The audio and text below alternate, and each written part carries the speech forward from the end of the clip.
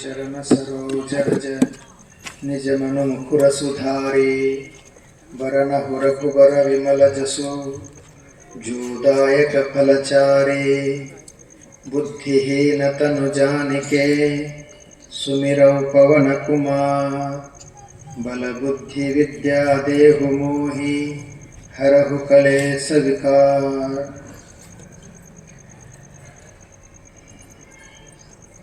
ವೇದಿಕೆ ಮೇಲೆ ಆಸೀನರಾಗಿರುವ ಪೂಜ್ಯರಿಗೆ ಮತ್ತು ತಮಗೆಲ್ಲರಿಗೂ ನಮಸ್ಕಾರಗಳು.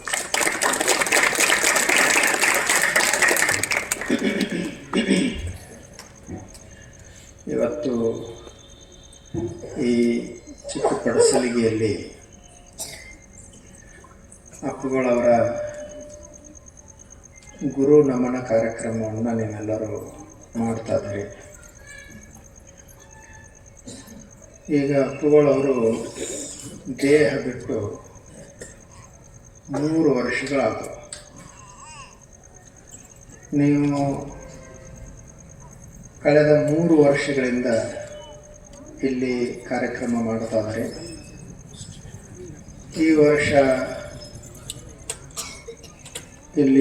ವರ್ಷವೂ ಸಹಿತ ಬಹಳಷ್ಟು ಭಕ್ತಿಯಿಂದ ಶ್ರದ್ಧೆಯಿಂದ ಕಾರ್ಯಕ್ರಮವನ್ನು ಮಾಡಿದಿರಿ. ನೋಡಬೇಕು ಎಷ್ಟು ಎಲ್ಲ ರಂಗೋಲಿ ಹಾಕ್ಯಾರಿ ಮತ್ತು ಎಲ್ಲ ಅಲ್ಲಿಂದ ಹೂವು ಹಾಕೊಂಡು ಅವ್ರ ಉತ್ಸವವನ್ನು ಮಾಡ್ಕೊಂತ ಬಂದಿವಿ.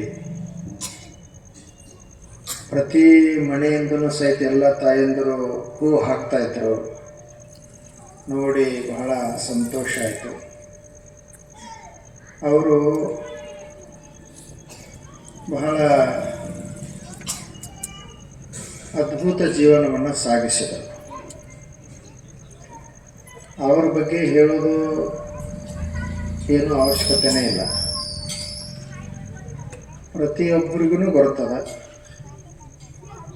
ಅವರು ಹೇಗೆ ಬದುಕ್ತಿದ್ರು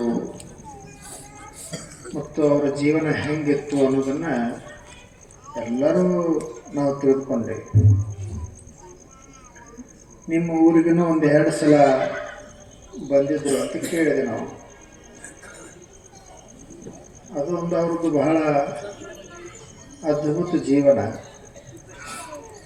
ಈಗ ನೋಡ್ರಿ, ಈಗ ದೇಹ ಬಿಟ್ಟು 3 ವರ್ಷ ಆಯಿತು. ಆದರೂ ಸಹಿತ ಎಲ್ಲ ಊರುಗಳಲ್ಲಿ ಕಾರ್ಯಕ್ರಮ ನಡೆದವು. ಬರೀ ನಿಮ್ಮ ಚಿಕ್ಕ ಪಡಸಲಿಗೆಯಲ್ಲಿ ಅಷ್ಟೇ ನಡೆದಂತಿಲ್ಲ. ಎಲ್ಲ ಊರುಗಳಲ್ಲಿ ಇವತ್ತು 25 ತಾರೀಕು ಅವರು ಜನವರಿ 2ನೇ ತಾರೀಕು ಡೇಟ್ ಪ್ರಕಾರ ದೇಹ ಬಿಟ್ಟರು ಮತ್ತು ತಿಥಿ ಪ್ರಕಾರ ವೈಕುಂಠ ಏಕಾದಶಿ ದಿವಸ ದೇಹ ಬಿಟ್ಟರು. ನಾವು ಆ ಭಾಗದಾಗ ಡಿಸೆಂಬರ್ದಲ್ಲೇ ಪ್ರಾರಂಭ ಮಾಡೇವಿ. ಡಿಸೆಂಬರ್ದಲ್ಲೇ ಊರುಗಳಲ್ಲೆಲ್ಲ ಕಾರ್ಯಕ್ರಮಗಳು.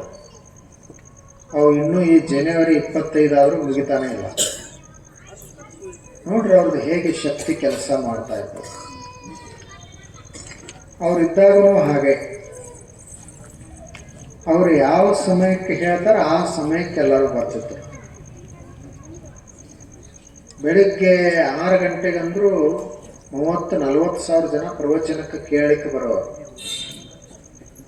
ಅದು ವಿಪರೀತ ಥಂಡಿ ಇರ್ತಿತ್ತು. ಒಂದೊಂದ್ಸಲ ಥಂಡಿದ್ರು 30-40 ಕಿಲೋಮೀಟರ್ ದೂರದಿಂದ ನಡ್ಕೊಂತ ಬರೋರು. ಎಲ್ಲ ಹುಚ್ಕೊಂಡು ಮಾಡಿ ಬರೋರು. ಅದು ಅವರ ಪ್ರವಚನ ಹೇಗ 15 ನಿಮಿಷ ಮೊದಲಂತೂ ಹಿಂದಿನವ್ರಿಗೆ ಕೇಳಿಸ್ಕೊಂಡು ನಡಲಿಲ್ಲ. ಅಷ್ಟು ಸಾವಕಾಶವಾಗಿ ಮಾತಾಡೋದು. ಆ ಬಳಿಕ ಸ್ವಲ್ಪ ಕೇಳಿಸೋ. ಹೀಗೆ ಹೇಳಿದ್ರು ಸಹಿತ ಬರೀ ಅವ್ರನ್ನ ನೋಡಿದ್ರೆ ಸಾಕು ಅಂತ ಹೇಳಿ ಎಲ್ಲ ಜನ ಬರೋರು. ಮತ್ತು ಅವರ ಒಂದೊಂದು ಮಾತಿಗೂ ಅಷ್ಟು ಮಹತ್ವ ಇದೆ. ಒಂದು ಮಾತು ಸಾಕು ಅವರು ನಮ್ಮ ಜೀವನ ಪರಿವರ್ತನೆ ಆಗಲಿಕ್ಕೆ. ಈಗ ಹೇಗೆ ಒಂದು ಸಣ್ಣದೊಂದು ಬೆಂಕಿ ಕಿಡಿ ಹೀಗೆ ಅರಣ್ಯಕ್ಕೆ ಬಿತ್ತು ಅಂದ್ರೆ ದೊಡ್ಡ ಅರಣ್ಯವನ್ನೆಲ್ಲ ನಾಶ ಮಾಡ್ತಾರೆ. ಸಣ್ಣ ಬೆಂಕಿ ಕಿಡಿ ಅದಕ್ಕೇನು ಒಂದು ಕ್ವಿಂಟಲ್ ಗಟ್ಟಲೆ ಬೆಂಕಿ ಬೇಕಾಗಿಲ್ಲ. ಹಾಗೂ ಮನುಷ್ಯನ ಮನಸ್ಸಿನೊಳಗೆ ತಲೆಯೊಳಗೆ ಒಂದು ಜ್ಞಾನಿಗಳದ ಒಂದು ಸಣ್ಣದೊಂದು ಮಾತು ಒಳಗೆ ಹೊಕ್ಕಿತು ಅಂತಂದ್ರೆ ಇಡೀ ಕಷ್ಟಗಳು ಸಮಸ್ಯೆಗಳು ಎಲ್ಲವೂ ಪರಿಹಾರ ಆಗ್ತವೆ. ಅದಕ್ಕೆ ಅವರ ಮಾತುಗಳನ್ನು ನಾವೆಲ್ಲ ಅಷ್ಟು ಕಿವಿ ಹಾಕಿ ಕೇಳ್ತಿದ್ವಿ. ಮತ್ತು ಅವರು ಬರೀ ಪ್ರವಚನ ಮುಖಾಂತರ ಅಷ್ಟೇ ಜ್ಞಾನವನ್ನು ಕೊಡ್ತಿದ್ದಿಲ್ಲ. ಕುಳಿತರ ನಿಂತರ ಎಲ್ಲರ ಹೊರಟ್ರ ಆ ಜ್ಞಾನನೇ ನಡೀತಿತ್ತು. ಅವ್ರದ್ದೊಂದು ಜ್ಞಾನದ ಅವತಾರ ನಾವೆಲ್ಲ ನೋಡಿದೀವಲ್ಲ. ಈಗ ನೀವೆಲ್ಲ ವೇದಗಳನ್ನು ಕೇಳಿರಿ, ಹೆಸರ ಉಪನಿಷತ್ತುಗಳನ್ನು ಕೇಳ್ತೀರಿ, ಬಸವಣ್ಣವರ ವಚನಗಳನ್ನು ಕೇಳಿದಿರಿ. ಇವುಗಳನ್ನೆಲ್ಲ ಬಸವೇಶ್ವರರ ವಚನ ದೀಪಿಕೆ ಅಂತ ಒಂದು ಪುಸ್ತಕ ಅದ. ಸುಮಾರು 900 ಮೇಲ್ಪಟ್ಟು ವಚನಗಳದಾವ ಅದ್ರಾಗ. ಆ ಎಲ್ಲ ವಚನಗಳನ್ನು ನಾವು ಎಲ್ಲಿ ಚಿಂತನೆ ಮಾಡಿ ಮುಗಿಸಿದೀವಿ ಅಂತಂದ್ರೆ, ಪ್ರತಿ ದಿವಸ ಅವರು ಊಟ ನಡೀತಿತ್ತಲ್ಲ, ಪ್ರಸಾದ ಪ್ರಾರಂಭ ಆದಾಗ ಆ ವಚನಗಳನ್ನು ಚಿಂತನೆ ಮಾಡೋರು. ಪ್ರಸಾದ ಮಾಡುವಾಗನೇ ನಾವು ವೇದಗಳನ್ನು ಓದಿ ಹೇಳ್ತಿದ್ವಿ, ಅದ್ರ ಮೇಲೆ ಚಿಂತನೆ ನಡೀತಿತ್ತು. ಪ್ರಸಾದ ನಡೆಯುವಾಗನೇ ದರ್ಶನಗಳಂತದಾವ, ಅವುಗಳ ಮೇಲೆ ಚಿಂತನೆ ನಡೀತಿತ್ತು. ಪ್ರಸಾದ ತೆಗೆದುಕೊಳ್ಳುವಾಗನೇ ವಚನಗಳು, ಅನೇಕ ಶಾಸ್ತ್ರಗಳು. ಅದಕ್ಕೆ ಮೊದಲೊಬ್ಬರು ಸ್ವಾಮೀಜಿಯವರು ನಮ್ಮಲ್ಲಿ ಸಂಗಮದೇವ ಸ್ವಾಮೀಜಿ ಅಂತಿದ್ದರು. ಇರಲಿ, ನೀವು ಸುಮ್ಮ ಕೊಡ್ರಿ, ಅದಕ್ಕೇನು ತ್ರಾಸ ತಗೊಳ್ರಿ. ಸಂಗಮದೇವ ಸ್ವಾಮೀಜಿ ಅಂತಿದ್ರು. ಈಗ ಇಲ್ಲ, ಅವ್ರು ದೇಹ ಬಿಟ್ಟಾರ. ಅವರು ಅಪ್ಪಗಳ ಮೇಲೆ ಬಹಳ ಕಾಳಜಿ ಸೇವಾ ಮಾಡುವವರು. ಅವರು ನಮ್ಮ ಎಲ್ಲ ಸಾಧಕರಿಗೆ ಒಂದು ನಿಯಮ ಮಾಡಿದ್ರು. ಏನು ಅಂದ್ರೆ, ಅಪ್ಪಗಳಿಗೆ ಪ್ರಸಾದ ಕೊಟ್ಟ ಬಳಕ ಕನಿಷ್ಠ ಪಕ್ಷ 15 ನಿಮಿಷವೇ ಯಾರು ಅವ್ರ ಹತ್ತಿರ ಹೋಗಬಾರ್ದು, ಪ್ರಸಾದ ಕೊಡುವವರು ಅಷ್ಟೇ ಅವ್ರ ಹತ್ತಿರ ಇರಬೇಕು ಅಂತ ಅವ್ರದ್ದೊಂದು ನಿಯಮ. ಅದನ್ನು ಎಲ್ಲರೂ ಪಾಲಿಸ್ತಿದ್ವಿ. ಎದಕ್ಕೆ ಅಂತಂದ್ರೆ, ನಾವು ಹೋಗಿ ಮುಂದೆ ಕೊಡ್ತೀವಿ ಅಂತಂದ್ರೆ ಅಲ್ಲಿ ಚಿಂತನೆ ಶುರು ಆಗ್ತಿತ್ತು. ಅಪ್ಪಗಳು ಪ್ರಸಾದನೇ ತೆಗೆದುಕೊಳ್ತಿದ್ದಿಲ್ಲ, ಅಂದ್ರೆ ಪ್ರಸಾದ ಕಡೆ ಅವ್ರದ್ದು ಲಕ್ಷ್ಯ ಇರ್ತಿದ್ದಿಲ್ಲ. ಅದಕ್ಕಾಗಿ ಕೊನೆಯ ಪಕ್ಷ ಒಂದು 15 ನಿಮಿಷ ಅವ್ರು ಪ್ರಸಾದ ಮಾಡಲಿ, ಆ ಬಳಿಕ ನಿಮ್ದು ಚಿಂತನೆ ನಡೀಲಿ ಅಂತ ಹೇಳ್ತಿದ್ರು. ನೋಡ್ರಿ, ಅವರು ಎಷ್ಟು ಮಗ್ನರಾಗಿರ್ತಿದ್ರು ಅಂದ್ರೆ ಆ ಪ್ರಸಾದ ಕಡೆ ಲಕ್ಷ್ಯನೇ ಇರ್ತಿದ್ದಿಲ್ಲ. ಪ್ರಸಾದ ಕುಳಿತಾಗ ಹಾಗೆ.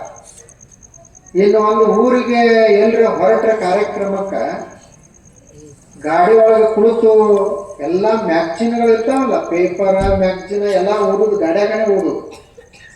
ಆ ಊರು ಮುಟ್ಟು ತನಕ ಓದ್ಕೊಂತ ಹೋಗೋದು. ಅಲ್ಲಿ ಅವ್ರ ಕಾರ್ಯಕ್ರಮಕ್ಕೆ ಹೋಗೋರು, ಮತ್ತೆ ಗಾಡಿಯಾಗ ಕುಳಿತರು ಅಂತಂದ್ರೆ ಮತ್ತೆ ಅವ್ರು ಇರೋ ತನಕ ಅಲ್ಲಿ ಹೋಗ್ಬೇಕು.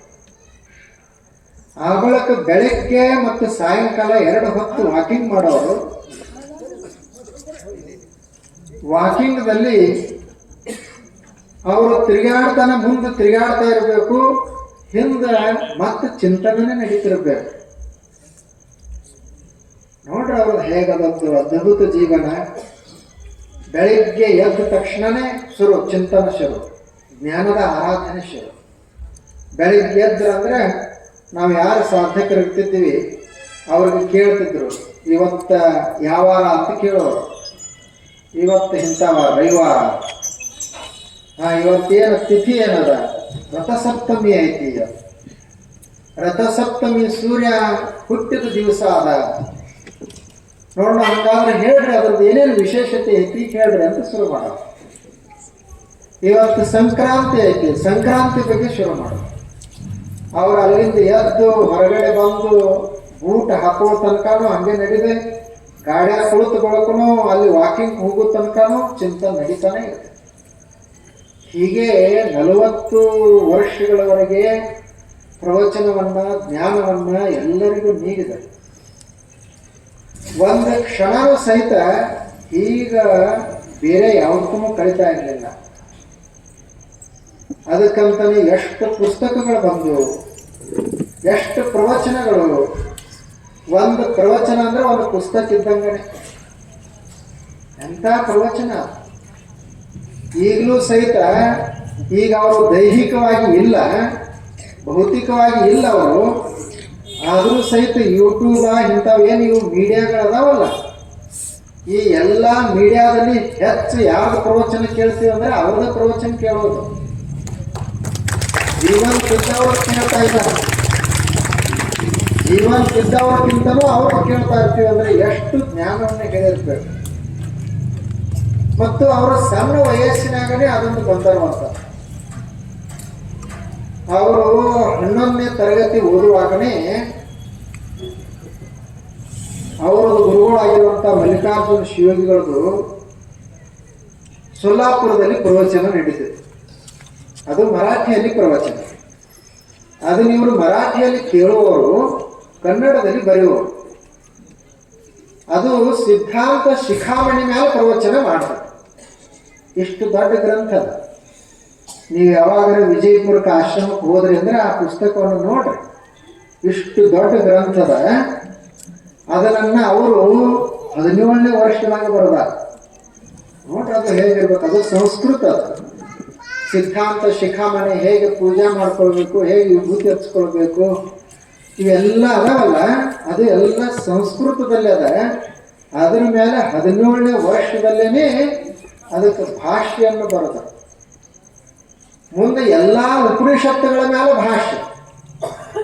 ಈಶ, ಕೇನ, ಕಠ, ಮುಂಡಕ, ಮಾಂಡುಕ್ಯ, ಶ್ವೇತಾಶ್ವತ, ಆವಳಕ, ಭಗವದ್ಗೀತೆ, ಬಸವೇಶ್ವರರ ವಚನ ದೀಪಿಕೆ ಅಂತ ವಚನಗಳ ಮೇಲೆ ಇವ್ರ ಜೊತೆಗಿನ ಚಿಂತನೆ ಆಯಿತು. ಅದನ್ನ ಒಬ್ಬರು ಬರೋದು. ಆನಂತರಿನ ಇದು ಎಲ್ಲದಕ್ಕೂ ಮುಕುಟ ಪ್ರಾಯದಂಗ ಅಲ್ಲಮ ಪ್ರಭುದೇವರ ವಚನ ನಿರ್ವಚನ ನೋಡ್ರಿ. ಅವರು ಅಲ್ಲಮ ಪ್ರಭುದೇವರು 12ನೇ ಶತಮಾನದಾಗ ವಚನಗಳನ್ನೆಲ್ಲ ಹೇಳಿ ಹೋದ್ರು. ಮುಂದೆ ಈಗ 21ನೇ ಶತಮಾನದವರೆಗೂ ಆ ವಚನಗಳಿಗೆ ಯಾರೂ ಭಾಷ್ಯವನ್ನೇ ಬರೆದಿರಲಿಲ್ಲ. ಆ ಎಲ್ಲ ವಚನಗಳಿಗೆ ಭಾಷ್ಯವನ್ನು ಬರೀಲಿಕ್ಕೆ ಅಪೋಳದನೇ ಅವತಾರ ಆಗಿ ಬಂತು. ನೋಡ್ರಿ ಅದು ಹೇಗಿರ್ಬೇಕು. ಅವರು ಅಲ್ಲಮ ಪ್ರಭುದೇವರು ಬಯಲ ಯೋಗಿಗಳು, ಇವರು ಬಯಲ ಯೋಗಿಗಳು. ಮೊದಲೊಬ್ಬರು ವಚನ ಹೇಳಿದ್ರಲ್ಲ, ಸತ್ಯವೂ ಇಲ್ಲ ಅಸತ್ಯವೂ ಇಲ್ಲ, ಅದು ಅಲ್ಲಮ ಪ್ರಭುದೇವರ ವಚನ. ಅದನ್ನ ಅಪ್ಪಗಳು ಅಭಿನಂದನಾ ಪತ್ರ ಏನು ಬರೆದಾರ ಕೊನೆಗೆ ಅದನ್ನು ಹೇಳಿ ಆ ಅಭಿನಂದನಾ ಪತ್ರವನ್ನ ಮುಗಿಸಿದಾಗ ಆ ಎಲ್ಲ ಅಲ್ಲಮ ಪ್ರಭುದೇವರ ವಚನಗಳಿಗೆ ಮೇಲೆ ಭಾಷ್ಯವನ್ನು ಬರೆದ. ಯೋಗ ಸೂತ್ರ, ಭಕ್ತಿ ಸೂತ್ರ, ನಾರದ ಸೂತ್ರ, ಇನ್ನು ಅವರು ಹೇಳಿರುವಂಥ ಪ್ರವಚನಗಳಂತೂ ಒಂದೊಂದು ತಿಂಗಳಿಗೆ ಒಂದು ಪುಸ್ತಕ ಆಗುತ್ತೆ. ಜಮಖಂಡಿಯಲ್ಲಿ ಮಾಡಿದ್ರಿ, ಮನಟ್ಟಿ ರಬಕವಿಯಲ್ಲಿ ಆಯಿತು, ಆ ಕಡೆ ಹಾಗೆ ಮೂಡಲಿಗೆಯಲ್ಲಿ ಆಯಿತು, ಬೀಳಿಗಿ, ಗಲಗಲಿ, ಹೀಗೆ ಎಲ್ಲೆಲ್ಲಿ ಹೋಗ್ತಾರ ಅಲ್ಲಿ ಒಂದು ತಿಂಗಳಿಗೆ ಒಂದು ಪುಸ್ತಕನೇ ಆಗುವ. ಹಿಂಗೆ 40 ವರ್ಷಗಳವರೆಗೆ ಜ್ಞಾನವನ್ನು ನಮಗೆಲ್ಲರಿಗೂ ಕೊಟ್ಟು, ಅದಕ್ಕೆ ಅವರಿಗೆ ಜ್ಞಾನ ಯೋಗಿಗಳು ಅಂತ ಎಲ್ಲರೂ ಕರೀತಾರೆ. ಕೊನೆ ಕ್ಷಣದವರೆಗೂ ಇನ್ನೇನು ದೇಹ ಬಿಡುವವರಿದ್ದರು ಒಂದು 2-3-4 ದಿವಸ ಉಳಿದಿರ್ಬೇಕು. ಆ ಸಮಯಕ್ಕೂ ಅವಾಗ ಅವ್ರಿಗೆ ನಡಿಲಿಕ್ಕೆ ಬರ್ತಿರ್ಲಿಲ್ಲ.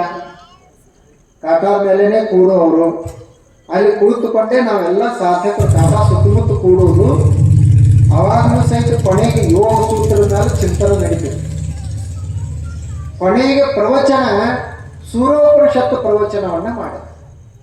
ವಿಜಯಪುರದಲ್ಲಿ ಪ್ರವಚನ ನಡೀತು.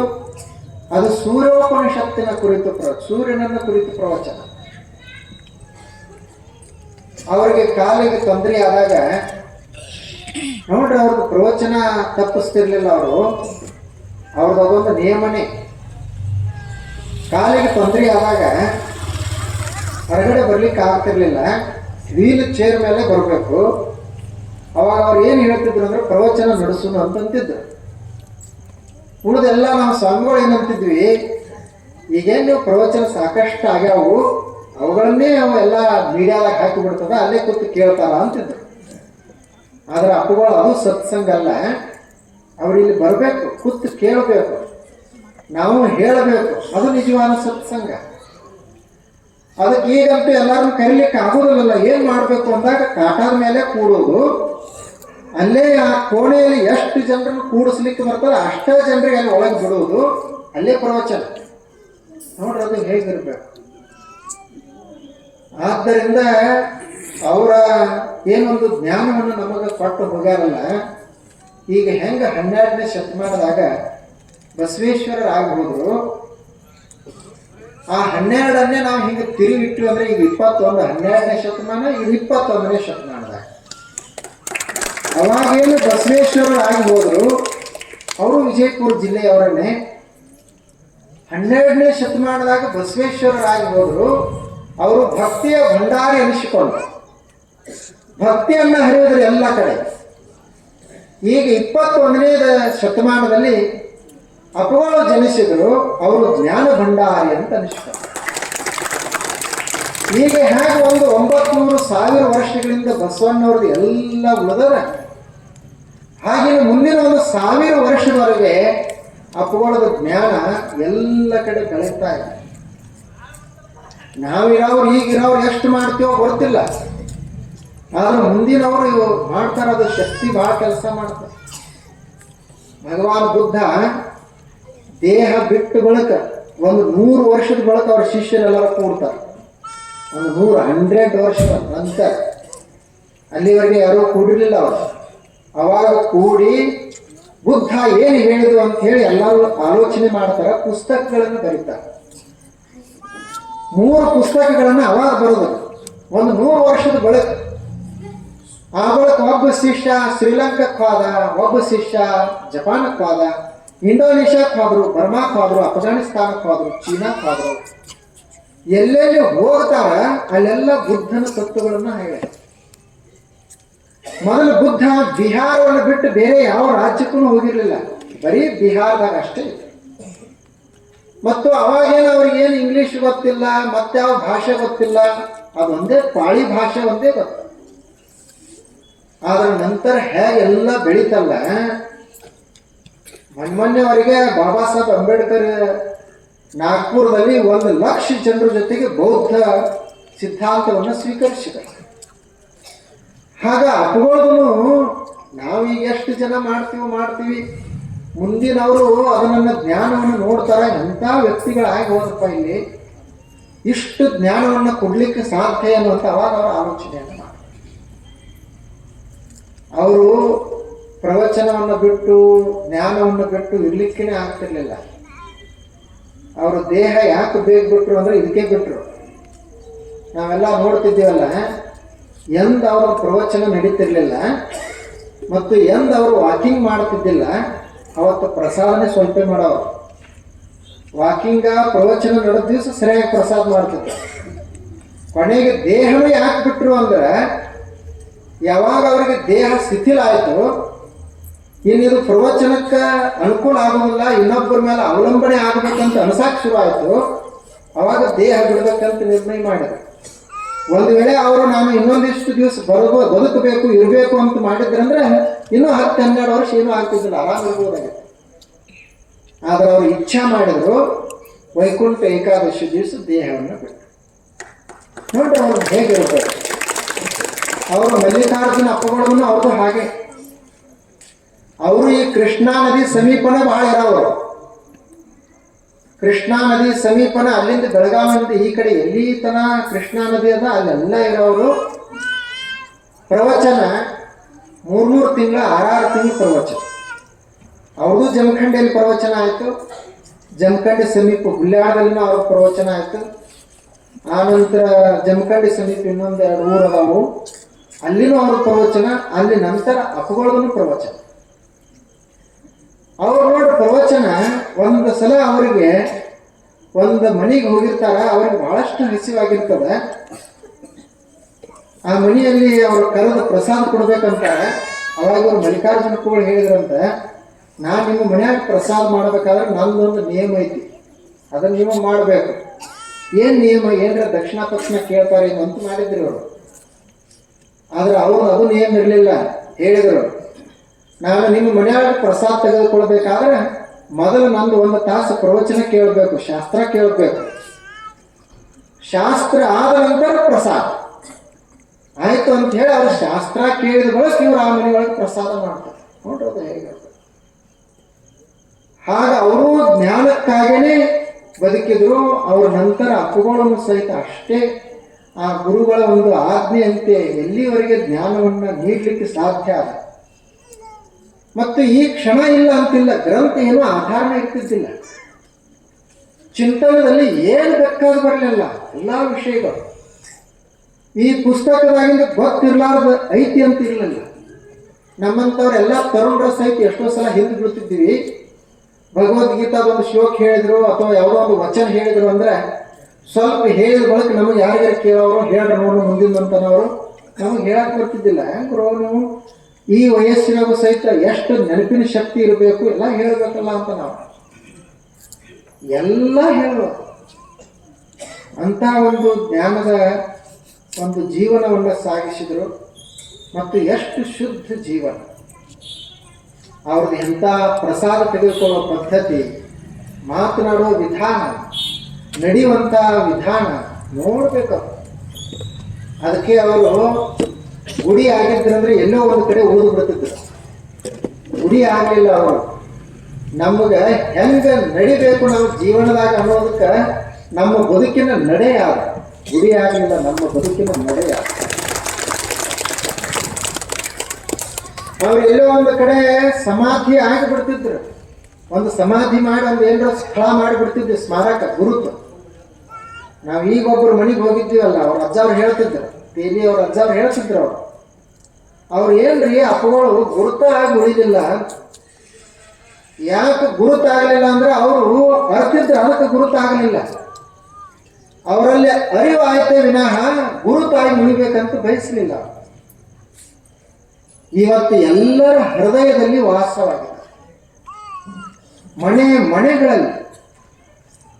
ಅವರ ಒಂದು ಮಾತು ಸಾಕು ನಮ್ಮ ಮನಸ್ಸನ್ನು, ನಮ್ಮ ಬದುಕನ್ನು ಪರಿವರ್ತಿಸ್ಲಿಕ್ಕೆ. ಅಂತ ಅಪ್ಪಗಳು ಅವರಿಗೆ ಇವತ್ತು ನೀವು ಚಿಕ್ಕ ಪಡಸಲಿಗೆ ಅವರು ಈ ಗುರು ನಮನವನ್ನ ಮಾಡ್ತಾ ಇದ್ದಾರೆ. ಇದು ಪುಣ್ಯ ತಿಥಿ ಅಲ್ಲ, ಪುಣ್ಯಾರಾಧನೆ ಅಲ್ಲ. ಮತ್ತು ಅವರಿಗೆ ಶಾಂತಿ ಸಿಗಲಿ ಅಂತ ನಾವು ಕಾರ್ಯಕ್ರಮ ಮಾಡೋದಿಲ್ಲ. ಪುಣ್ಯ ತಿಥಿ ಯಾರಿಗೆ ಮಾಡ್ತಾರ, ಯಾಕೆ ಮಾಡ್ತಾರ ಅಂತ ಗೊತ್ತಿರ್ಬೇಕು. ಪುಣ್ಯ ತಿಥಿ ಪುಣ್ಯಾರಾಧನೆ ಯಾಕೆ ಮಾಡ್ತಾರ ಅಂದ್ರೆ, ಈಗ ಒಬ್ಬ ಮನುಷ್ಯ ತೀರ್ಕೊಂಡ ಅಂದ್ರೆ ಅವ ಎಲ್ಲಿ ಹೋಗ್ತಾನ, ಪಿತೃಲೋಕಕ್ಕೆ ಹೋಗ್ತಾನ ಅಂತ ಒಂದು ನಂಬಿಕೆ. ಅಲ್ಲಿ ಹೋದಂಥ ಮನುಷ್ಯನಿಗೆ ಇವರು ಹಿಂದೆ ಇರುವಂಥವ್ರು, ಅವ್ರ ಮಕ್ಕಳು, ಮೊಮ್ಮಕ್ಕಳು, ಬಂಧುಗಳು ವರ್ಷಕ್ಕೊಂದ್ಸಲ ಅವರಿಗೆ ಶಾಂತಿ ಸಿಗಲಿ ಅಂತ ಹೇಳಿ ಇವರು ಒಂದು ಕಾರ್ಯಕ್ರಮ ಮಾಡ್ತಾರೆ. ಅದು ಪುಣ್ಯತಿಥಿ. ಮಹಾತ್ಮರು ದೇಹ ಬಿಟ್ಟ ಬಳಕ ಅವರು ಪಿತೃಲೋಕಕ್ಕೆ ಹೋಗೋದಿಲ್ಲ, ಅವರು ಮುಕ್ತರಾಗ್ತಾರೆ. ಮತ್ತು ನಾವು ಅವರಿಗೆ ಶಾಂತಿಯನ್ನು ಸಲ್ಲಿಸಲಿಕ್ಕೆ ಪುಣ್ಯತಿಥಿ ಮಾಡಕ್ಕೆ ಅವ್ರ ಬಂಧುಗಳಲ್ಲ, ನಾವು ಅಂದ್ರೆ ಅವರ ರಕ್ತ ಸಂಬಂಧಿಕರಲ್ಲ, ನಾವು ಅವರ ಜ್ಞಾನದ ಸಂಬಂಧಿಗಳು. ಅವರು ಇರುವಾಗಲೇ ಎಲ್ಲ ಸಂಬಂಧಗಳನ್ನು ಕಳ್ಕೊಂಡಿರ್ತಾರೆ ಮಹಾತ್ಮರು. ಅವ್ರಿಗೆ ಸಂಬಂಧಿಕರೇ ಇಲ್ಲ. ನನ್ನವರು ಅನ್ನೋದು ಇಡೀ ವಿಶ್ವನೇ ಅವ್ರದ್ದು. ಒಂದು ಮನೆ, ಒಂದು ಸಮಾಜ ಅಷ್ಟೇ ಅಂತಲ್ಲ, ಇಡೀ ವಿಶ್ವನೇ ಅವರು. ಆದ್ದರಿಂದ ಅವರಿಗೆ ಪುಣ್ಯತಿಥಿ ಅಲ್ಲ, ಅವರಿಗೆ ನಮನ ಅಂದ್ರೆ ಭಕ್ತಿಯ ನಮಸ್ಕಾರವನ್ನು ಸಲ್ಲಿಸುವ. ನಾವು ಗುರುಗಳಿಗೆ ಏನು ಕೊಡ್ಲಿಕ್ಕೆ ಸಾಧ್ಯ ಇಲ್ಲ. ಅದ್ರಾಗ ಅಪ್ಪಗಳು ಅಂಥವ್ರಿಗಂತೂ ಏನೂ ಕೊಡಕ್ಕೆ ಸಾಧ್ಯ ಇರಲಿಲ್ಲ. ಏನಪ್ಪ, ಒಂದು 4 ಹಣ್ಣು ಹೋದ್ರು ಸಹಿತ ಅದ್ರಾಗ ಒಂದು ಇಟ್ಕೊಳ್ಳೋರು ಮತ್ತೆ ಎಲ್ಲ ನಮಗೆ ಕೊಟ್ಟುಬಿಡೋರು. ಏನರ ಒಂದು ವಸ್ತ್ರ ಕೊಡ್ತೀರ, ಅದ್ರೂ ಅಂಗಿ ಹರಿದ ತನಕ ಹಾಕೊಳ್ಳೋ, ಅಂಗಿ ಪೂರ್ತಿ ಹರಿಬೇಕು, ಆ ಅಂಗಿ ಅಲ್ಲಿ ತನಕ ಹಾಕೊಳ್ಳೋ. ಏನು ಕೊಡೋದವ್ರು? ಏನು ಬಂಗಾರ ಕೊಡೋದದ, ಬೆಳ್ಳಿ ಕೊಡೋದದ, ಪ್ರಶಸ್ತಿ ಕೊಟ್ರೆ ಪ್ರಶಸ್ತಿ ಬೇಡ ಅಂತಂದ್ರೆ ಸರ್ಕಾರದವರು ಹಣ ಕೊಡ್ತೀವಿ ಅಂತ ಅವರೇ ಪತ್ರ ಕಳಿಸಿದ್ರು. ಯಡಿಯೂರಪ್ಪನವರು ಮುಖ್ಯಮಂತ್ರಿ ಇದ್ದರು. ಅಪ್ಪಗಳದು ಮೂಡಲ್ಗಿಯಲ್ಲಿ ಪ್ರವಚನ ನಡೆದಿತ್ತು, ನಾವೆಲ್ಲ ಸೇವಾಕಿದ್ದೀವಿ. ಅವಾಗ ಅಪ್ಪಗಳಿಗೆ ಪತ್ರ ಬಂತು, ನಿಮ್ಮ ಆಶ್ರಮಕ್ಕೆ, ವಿಜಯಪುರ ಜ್ಞಾನ ಯೋಗಾಶ್ರಮಕ್ಕೆ 5 ಕೋಟಿ ರೂಪಾಯಿ ಕೊಡ್ಬೇಕಂತ ಮಾಡಿವಿ ಅಂತ ಪತ್ರ ಕಳಿಸಿದ್ರು. ಅವಾಗ ಇವರು ಸರ್ಕಾರಕ್ಕೆ ಪತ್ರ ಬರೆದರು, ನೀವೇನು ನಮ್ಮ ಆಶ್ರಮದ ಬಗ್ಗೆ ಇಷ್ಟು ಸದ್ಭಾವನೆ ಇಟ್ಕೊಂಡ್ರಿ, ಭಾಳ ಚಲೋ, ಮತ್ತು ನೀವೇನೀಗ 5 ಕೋಟಿ ರೂಪಾಯಿ ಕೊಡ್ಬೇಕಂತ ಮಾಡೇರಿ, ಅಷ್ಟು ಹಣ ಬಳಸಿ ನಾವು ಯಾವುದೂ ಈಗ ಕೆಲಸ ಮಾಡ್ತಾ ಇಲ್ಲ. ಅದಕ್ಕೆ ನೀವು ಏನು ಮಾಡ್ರಿ ಅಂದರೆ ಯಾರಿಗೆ ಅವಶ್ಯಕತೆ ಐತಲ್ಲ ಅವ್ರಿಗೆ ಹಣ ಕೊಡ್ರಿ ಅಂತ ಪತ್ರ ಕಳಿಸ್ತಾರೆ. ಯಾರು ಕಳಿಸ್ತಾರ? ಕೊಟ್ಟರೆ ಇನ್ನೂ ಕಡಿಮೆ ಆಯಿತು ಅಂತ ಹೇಳಿ ಇನ್ನೊಂದಿಷ್ಟು ಹೆಚ್ಚು ಕೊಡ್ರಿ ಅಂತ ನಾವೆಲ್ಲರೂ ಹೇಳೋರದೇವಿ. ಅವ್ರ ಹೆಸರಲ್ಲೇ 1 ಇಂಚ್ ಭೂಮಿ ಮಾಡ್ಕೊಳ್ಳಿಲ್ಲ, ಬ್ಯಾಂಕ್ದಾಗ ಖಾತಾ ತೆಗೆಸಲಿಲ್ಲ, ಆಧಾರ್ ಕಾರ್ಡ್ ಇಲ್ಲ, ವೋಟಿಂಗ್ ಕಾರ್ಡ್ ಇಲ್ಲ, ವೋಟ್ ಹಾಕ್ತಿದ್ದಿಲ್ಲ ಅವರು. ನಿನ್ನೆ ಇಲ್ಲೇ ಒಂದು ಮುಧೋಳದಲ್ಲಿ ಒಂದು ನಾಟಕ ಮಾಡಿದ್ರೆ ನಾನು ಯೂಟ್ಯೂಬ್ದಾಗ ನೋಡಿದೆ, ಬಹಳ ಚಂದ ಮಾಡ್ಯಾರ ಅವರು. ಆ ನಾಟಕದಲ್ಲಿ ಇವರು ಹೊರದೇಶಕ್ಕೆ ಹೋಗ್ಬೇಕಾಗಿತ್ತು, ಅವರ ಪಾಸ್ಪೋರ್ಟ್ ತೆಗಿಸ್ಲಿಕ್ಕೆ ಹೋಗ್ಯಾರ. ಅವಾಗ ಇವರು ಎಲ್ಲರೂ ಶಿಷ್ಯರು ಹೋಗಿ ಅವರಿಗೆ ಅಧಿಕಾರಿಗೆ ಕೇಳ್ತಾರ, ನಮ್ಮ ಅಪ್ಪಗಳಿಗೆ ಪಾಸ್ಪೋರ್ಟ್ ಮಾಡಿಸ್ಬೇಕಾಗೈತಿ ಅಂತ. ಅವ್ರ ಆಧಾರ್ ಕಾರ್ಡ್ ಐತೇನು? ಇಲ್ಲ. ರೇಷನ್ ಕಾರ್ಡ್ ಐತೇನು? ಅದೂ ಇಲ್ಲ. ವೋಟಿಂಗ್ ಕಾರ್ಡ್ ಐತೇನು? ಅದೂ ಇಲ್ಲ. ಮತ್ತೆ ನೀವು ಯಾವ ಆಧಾರದ ಮೇಲೆ ಇವ್ರಿಗೆ ಪಾಸ್ಪೋರ್ಟ್ ಕೊಡುದು ಅಂತ ಅವ್ರು ಕೇಳ್ತಾರೆ. ಆ ಬಳಿಕ ಇದೇನು ಕೊಡಕ್ಕಾಗೋದಿಲ್ಲ ಅಂತ ಅಧಿಕಾರಿ ಕಳಿಸ್ತಾರೆ. ಮತ್ತೊಬ್ಬ ದೊಡ್ಡ ಅಧಿಕಾರಿಗೆ ಗೊತ್ತಾಗ್ತೈತಿದ್ರು, ಹೀಗೆ ಅವರು ಅಪ್ಪಗಳು ಬಂದಿದ್ರು, ಅವ್ರಿಗೆ ನಾವು ಪಾಸ್ಪೋರ್ಟ್ ಕೊಟ್ಟಿಲ್ಲ ಅಂತ ಗೊತ್ತಾದಾಗ ಅವನು ಹೇಳ್ತಾನೆ, ಅವ್ರಿಗೆ ಯಾಕೆ ನೀ ಆಧಾರ್ ಕೇಳಕ್ ಹೋಗಿದ್ದಿ? ಇಡೀ ಕರ್ನಾಟಕದ ಜನನೇ ಅವರಿಗೆಲ್ಲ ಆಧಾರ. ಅವ್ರು ನನ್ನ ಹೃದಯದಲ್ಲಿ ಇಟ್ಟು ಪೂಜಿಸುವಂಥವ್ರು ಅದಾರ ಎಲ್ಲರೂ. ಅವ್ರಿಗೆ ಯಾಕೆ ಗುರುತು ಬೇಕಾಗೈತೆ? ಐಡೆಂಟಿಟಿ ಅವ್ರಿಗೆಲ್ಲ, ನಮಗೆ ಐಡೆಂಟಿಟಿ ಅದು ಕೂಡ. ಅವ್ರಿಗೆ ಪಾಸ್ಪೋರ್ಟ್ ಅಂತ ಪಾಸ್ಪೋರ್ಟ್ ಕೊಟ್ಟರು ಅಂತ ಅದ್ರಾಗ ತೋರಿಸಿದ್ರು, ಬಹಳ ಚಂದ ತೋರಿಸ್ಯಾರ. ಅಮೇರಿಕಾದವ್ರಿಗೆ ಇವ್ರಿಗೆ ಗ್ರೀನ್ ಕಾರ್ಡ್ ಕೊಟ್ಟಿದ್ರು. ಗ್ರೀನ್ ಕಾರ್ಡ್ ಅಂದ್ರೆ ವೀಸಾ, ನೀವು ಯಾವಾಗ ಬೇಕಾದಾಗ ನಮ್ಮ ದೇಶಕ್ಕೆ ಬರ್ರಿ, ಎಷ್ಟು ದಿವಸ ಇರ್ತೀರಿ ಅಂತ ಕೊಟ್ಟಿದ್ರು ಕಾರಣ. ಇವರೇ ಇರೋರ. ಇವರು ಹೋದ್ರಂದ್ರೆ ಹೆಂಗೆ ಹೋಗಿರ್ತಿದ್ರೆ ಹಂಗೆ ಖಾಲಿ ಬರ್ತಿದ್ರು. ಅಮೇರಿಕಾ ದೇಶದಿಂದ ಒಂದು ಪೆನ್ ಸಹಿತ ತೊಗೊಂಡು ಬರ್ತಿದ್ದಿಲ್ಲ. ನೋಡ್ರಿ ಅವ್ರು ಹೇಗಿರ್ಬೇಕು. ಒಯ್ಯುವಾಗಿ ಏನು ಪೆನ್ನ ಬುಕ್ಕ ಇರ್ತಿದ್ದು ಅಷ್ಟೇ ಒಯ್ದು ಅಷ್ಟೇ ತರೋದು. ಮತ್ತು ಹೇಳ್ತಾರೆ ಅವ್ರದ್ದು ಎಷ್ಟು ತೂಕ ಇರ್ತಿತ್ತಲ್ಲ, ಅಲ್ಲಿ 3 ತಿಂಗಳು 6 ತಿಂಗಳು ಇರ್ತಿದ್ರು ಅಮೇರಿಕಾದಾಗ.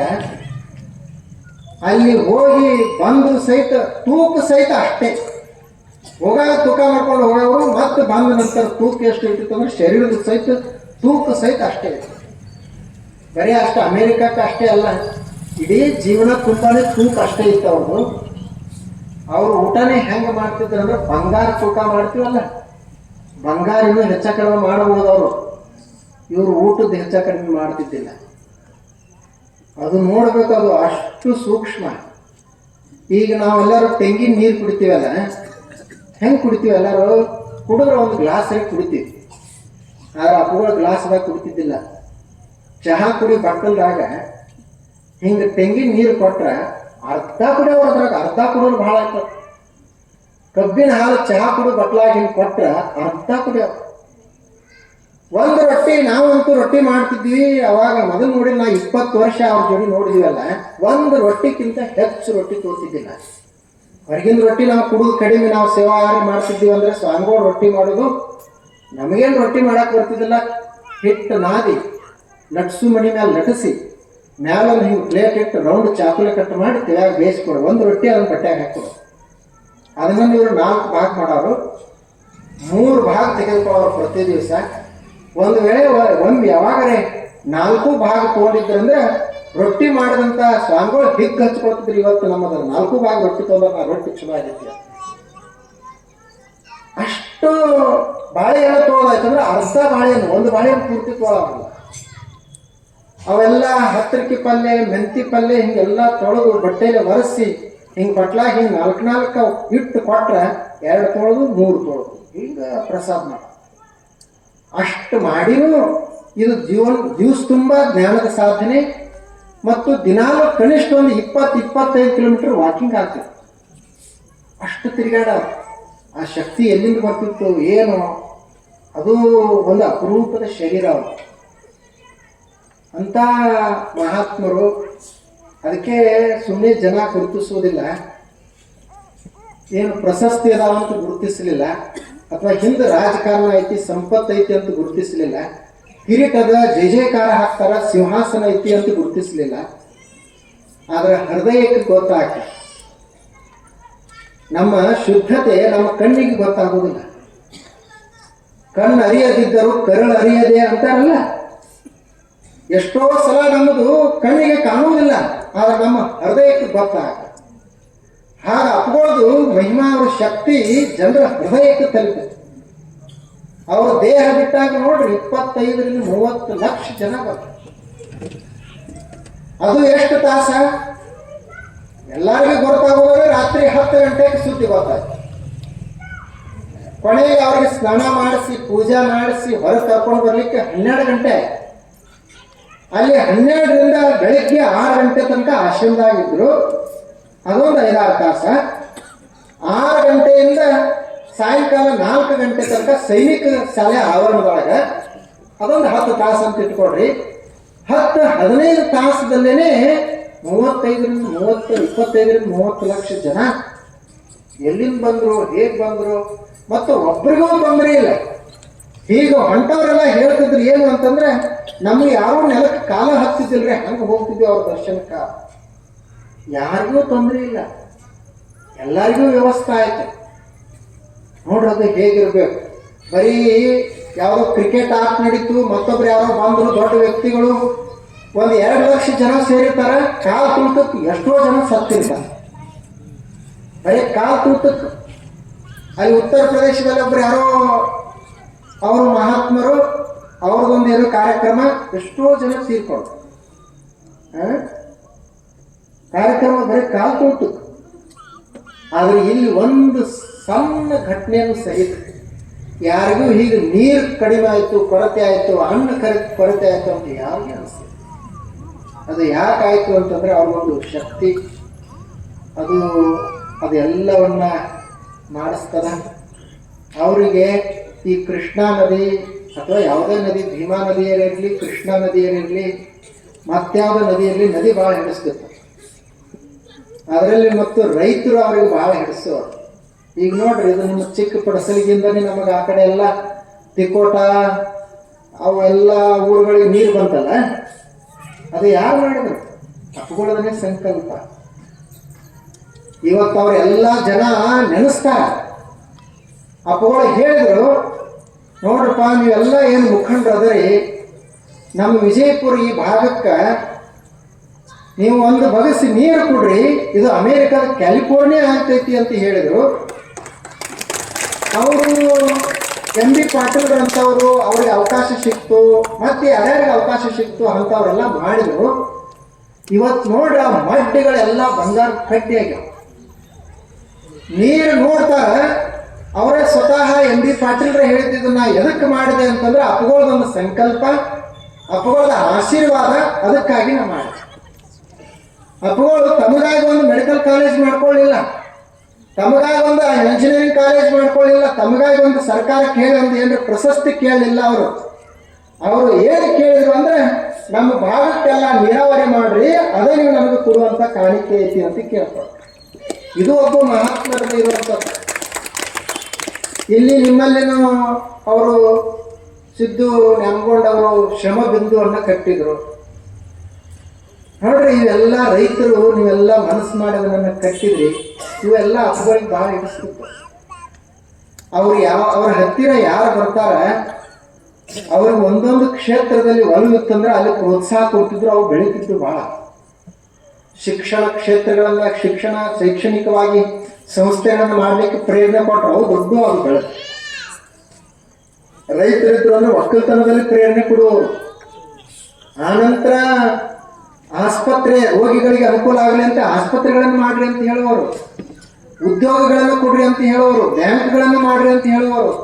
ಅವರು ಮಾತ್ರ ಏನು ಬಯಸ್ತಿರ್ಲಿಲ್ಲ. ಯಾರ್ಯಾರು ಬರ್ತಾರ ಅವ್ರಿಗೇನೆ ಅದನ್ನೆಲ್ಲವನ್ನ ಮಾಡ್ಲಿಕ್ಕೆ ಹಚ್ಚಿ ಬರೀ ಅವ್ರ ಸಂಕಲ್ಪ ಮಾಡೋರು ಅವ್ರು ಬೆಳೆದು ದೊಡ್ಡವಾದ. ಯಾವ್ಯಾವ ಸಂಸ್ಥೆಗೆ ಅವರು ಹೋಗಿರ್ತಾರೋ ಅವೆಲ್ಲ ಮೊದಲು ಪ್ರಾರಂಭಕ್ಕೆ ಸಣ್ಣ ಇದ್ದು ಇವತ್ತು ಎಷ್ಟೆಷ್ಟು ದೊಡ್ಡವಾಗಿ ಬೆಳೆದ. ಅದೆಲ್ಲ ಯಾವುದರಿಂದ ಆಯ್ತು ಅಂತಂದ್ರೆ ಅವರ ಆಶೀರ್ವಾದದಿಂದ. ಅದಕ್ಕೆ ಈಗಲೂ ಸಹಿತ ನಾವು ಈಗ ಅವ್ರ ದೇಹ ಬಿಟ್ಟು ಹೋದ್ರು ಅಂತಂದ್ರೆ ಮುಗ್ದ ಹೋಯ್ತೀನ ಅಂತಿಲ್ಲ. ದೇಹ ಬಿಡುವುದು ಅಂತ ಐತಿ. ದೇಹ ಅಷ್ಟೇ ಬಿಟ್ರು ಅವ್ರು ಮರೆಯಾಗಿ ಹೋಗ್ಲಿಲ್ಲ. ಈಗ ನಾವಿಲ್ಲಿ ದೀಪ ಹಚ್ಚಿರ್ತಿದ್ವಿ, ದೀಪ ಆರಿ ಹೋಯ್ತು. ದೀಪ ಆರಿ ಹೋಯ್ತು ಅಂದ್ರೆ ಏನು? ದೀಪನ ನಾಶ ಆಗಿ ಹೋಯ್ತು ಏನು? ಮತ್ತೆ ನಾವು ಯಾವಾಗ ದೀಪ ಹಚ್ತೀವಿ ಅವಾಗ ದೀಪ ಹಚ್ತದ. ಮತ್ತು ಎಲ್ಲಿ ಹೋಯ್ತವ? ಎಲ್ಲಿ ಹೋಗಿಲ್ಲ, ಇಲ್ಲೇ ಇರ್ತದ. ದೀಪ ದೊಡ್ಡದಾಗಿರ್ತತಿ. ಮತ್ತು ನಾವು ಯಾವಾಗ ಅದಕ್ಕೊಂದು ಎಣ್ಣೆ ಹಾಕಿ, ಒಂದು ಪಣತಿ ಇಟ್ಟು ಎಣ್ಣೆ ಹಾಕಿ ಬತ್ತಿ ಇಟ್ಟು ಹೊತ್ತಿಸ್ತೀವಿ, ಅವಾಗ ದೀಪ ಪ್ರಕಾಶ. ಹಾಗೆ ದೇಹ ಅನ್ನೋದು ಇದೊಂದು ಪಣತಿ ಅದ. ಒಳಗಡೆ ಒಂದಿಷ್ಟು ಎಣ್ಣೆ ಅದ, ಮನಸ್ಸ. ಉಸಿರಾಟದ ಮುಖಾಂತರ ದೀಪ ಜೀವ ಜ್ಯೋತಿ ಬೆಳಗ್ತಾ ಅದ. ಯಾವಾಗ ಈ ಪಣತಿ ಹೊಡಿತದ, ಎಣ್ಣೆ ಚೆಲ್ಲತದ, ಅವಾಗ ಒಳಗೆ ಬೆಳಗುವಂತ ಜೀವ ಜ್ಯೋತಿ ಅದು ದಾಳ ಆಗ್ತಂದ್ರೆ ದೊಡ್ಡದಾಗ್ತೈತಿ. ಅದು ನಾಶ ಆಗುದಿಲ್ಲ, ಈ ಪಣತಿ ನಾಶ ಆಗ್ತದೆ. ಸಾವಂದ್ರೆ ಏನು?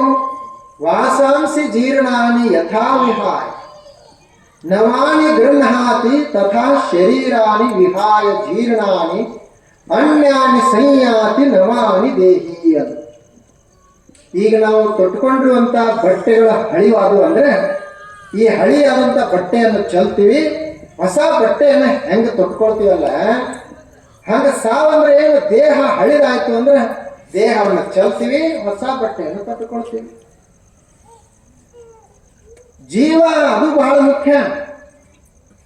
ಈಗ ದೇಹನೇ ನಾ ಅಲ್ಲ, ನೋಡುವವ ನಾ ಅಲ್ಲ, ದೇಹ. ಈಗ ನೋಡ್ರಿ, ಕಣ್ಣು ನೋಡ್ತದಲ್ಲ, ನೋಡವ ನಾ ಒಳಗಡೆ. ಕಣ್ಣು ಇದು ಬರೀ ಸಾಧನ. ಕಣ್ಣು ಸ್ವಲ್ಪ ಕೆಟ್ಟಿತ್ತು ಅಂದ್ರೆ ಮತ್ತೊಂದು ಚಸ್ಮಾ ಹಾಕೊಂಡು ನೋಡ್ತೀವಿ. ಬಹಳ ಅದು ಖರಾಬ್ ಆಯ್ತು ಅಂದ್ರೆ ಮತ್ತೊಂದು ಕಣ್ಣೇ ಹಾಕೊಳ್ತೀವಿ. ನಮ್ಮದು ಬಾಯಿ ಮಾತಾಡ್ತದಂದ್ರೆ ಬಾಯಿ ಬರೀ ಸಾಧನ. ಮಾತಾಡುವ ಒಳಗೆ ನಾ ಅದೇನು, ಕೇಳುವ ಕಿವಿ ಅಲ್ಲ, ಕೇಳುವವ ನಾನು. ಈ ಜೀವ ಈ ಕಿವಿನ ಕೇಳ್ತಿದ್ವು ಅಂತಂದ್ರೆ ಒಳಗಿನ ಜೀವ ಹೋದ ಬಳಿಕ ಯಾಕೆ ಕೇಳಿಸುವುದಿಲ್ಲ? ಜೀವ ಹೋದ ಬಳಿಕ ಕಣ್ಣು ಇರ್ತಾವ, ನೋಡುವುದಿಲ್ಲ. ಜೀವ ಹೋದ ಬಳಿಕ ಕಿವಿ ಇರ್ತಾವ, ಕೇಳಿಸುವುದಿಲ್ಲ. ಜೀವ ಹೋದ ಬಳಿಕ ಬಾಯಿ ಇರ್ತದ, ಮಾತಾಡಕ್ ಬರುವುದಿಲ್ಲ. ಅಂದ್ರೆ ಇದರ ಅರ್ಥ ಏನಾಯ್ತು? ನೋಡುವುದು ಜೀವನೇ, ಮಾತಾಡುವವ ಜೀವನೇ, ಆನಂತರ ಎಲ್ಲ ಮಾಡುವವ. ಅಹಮೇವ ಕರ್ತ, ಅಹಮೇವ ಭೋಕ್ತ, ಅಹಮೇವ ಶ್ರೋತ, ಅಹಮೇವ ವಕ್ತ. ಇದನ್ನೆಲ್ಲ ನಾನೇ ಮಾಡುವ ಮೊದಲೆಲ್ಲ ನಾನು ಈ ದೇಹದಲ್ಲಿ ಇದ್ದುಕೊಂಡು ಮಾಡಬಹುದು, ದೇಹ ಬಿಟ್ಟು ಮಾಡಬಹುದು. ಈಗ ಈ ದೇಹದೊಳಗ ಜೀವ ಬಂತಲ್ಲ, ಎಲ್ಲಿ ಬಂತದು? ಏನಿದು 1 ಕಿಲೋ ಆದಾಗ ಬಂತೋ, ಏನು 10 ಕಿಲೋ ಆದಾಗ ಬಂತೋ, ಏನೀಗ 50 ಕಿಲೋ 60 ಕಿಲೋ ಆದಾಗ ಈಗ ಬಂದದ್ದು ಜೀವ? ಅದು ಜೀವ ಸಣ್ಣದೊಂದು ಕಣ ಇದ್ದಾಗನೇ, ಅಣು ಇದ್ದಾಗನೇ ಈ ಶರೀರದೊಳಗೆ ಕೂಡ್ಕೊಂಡದ್ದು. ಅಂದ್ರೆ ಅವಾಗನೇ ಅದ್ರದ್ದು ಎಲ್ಲ ಅನುಭವ ಐತಿ. ಅಷ್ಟು ಸೂಕ್ಷ್ಮ ಅದ. ಅಣು ರಣೀಯಾನ್ ಮಹತೋ ಮಹಿಯಾನ್ ಅಂತ ಹೇಳ್ತಾರೆ. ಜೀವ ಅದು ಅಣುವಿಗಿಂತ, ಅಣು ಆಕಾಶಕ್ಕಿಂತ ದೊಡ್ಡ ಅಂತ ಜೀವ. ಈಗ ಅದು ದೇಹ ಬಿಟ್ಟು ಅವರು ಹೆಂಗೋ ನೋಡ್ಬೋದು ಹತ್ಕೊಳ್ಳೀಗ. ಈಗ ನೋಡ್ರಿ, ಅವರು 3 ವರ್ಷ ಆಯ್ತು ದೇಹ ಬಿಟ್ಟ. ಮೊಬೈಲ್ದಾಗ ಮಾತುಗಳು ಉಳ್ದವ ಇಲ್ಲ, ಮೊಬೈಲ್ದಾಗ ಅವ್ರ ಚಿತ್ರ ಉಳ್ದತಿ ಇಲ್ಲ. ಅದೊಂದು ಯಂತ್ರ ಅದ, ಯಂತ್ರ ಹಿಡಿದು ಇಟ್ಟಿದ್ದು ಉಳಿದು. ಹಂಗೆ ನಮ್ಮಲ್ಲಿ ಒಂದು ಹೃದಯದಲ್ಲೇ ಸಾಧನ ಇತ್ತು ಅಂದ್ರೆ ಅವರ ದೇಹ ಬಿಟ್ಟು ಹೋದ ಬಳಕು ಅವ್ರ ಮಾತುಗಳು ಉಳಿದಿರ್ತಾವ. ಅವರ ದೇಹ ಬಿಟ್ಟು ಹೋದ ಬಳಕು ನಮ್ಮ ಮಾತು ಅವ್ರಿಗೆ ಕೇಳಿಸ್ತಾವ. ಯಾಕೆ ಕೇಳಿಸುವುದಿಲ್ಲ? ಇದು ನಮ್ಮೆಲ್ಲರ ಒಂದು ಶ್ರದ್ಧೆ.